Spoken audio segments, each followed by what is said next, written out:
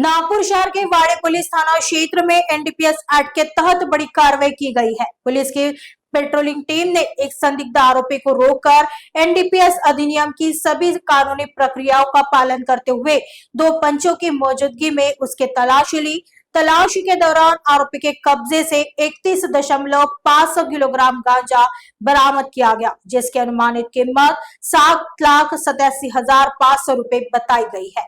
इसके अलावा एक वीवो कंपनी का मोबाइल फोन जिसकी कीमत लगभग 20,000 रुपए है तथा एक टाटा कंपनी का ट्रक जिसकी कीमत करीब 15 लाख रुपए है, वो भी जब्त किया गया है। पुलिस ने कुल 23,07,500 रुपए का माल तथा मादक पदार्थ एवं अन्य सामान जब्त कर अपने कब्जे में ले लिया है। इस मामले में आरोपी तथा अन्य वांछित आरोपियों के खिलाफ वाड़ी पुलिस थाने में एनडीपीएस एक्ट के तहत मामला दर्ज किया गया है। आगे की जांच वाड़ी पुलिस कर रही है।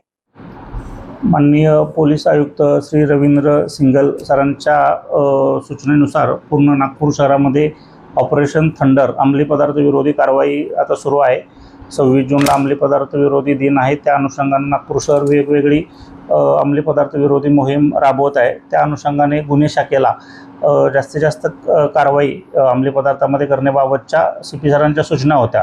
त्या अनुषंगाने आमच्याकडील जे गुन्हे शाखेकडील एसएसबी विभाग आहे, सामाजिक सुरक्षा विभाग, त्यांनी आज पहाटे एक कारवाई केलेली आहे अमरावती रोडवर।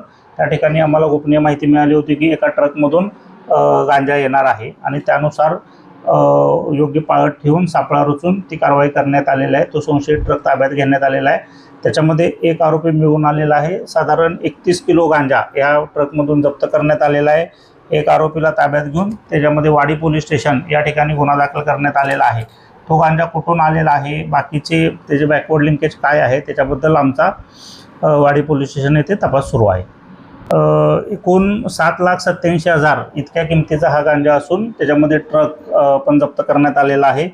एकूण जप्त मुद्देमाल जवळजवळ 23 लाख पर्यंत आलेला आहे। मोहम्मद शफीक मोहम्मद खान असा हा आरोपी आहे। हा मूळचा प्रतापगड उत्तर प्रदेश या ठिकाणचा आहे आणि सामाजिक सुरक्षा विभाग गुन्हे शाखेकडील जे आहे त्यांनी ही कारवाई केलेली आहे।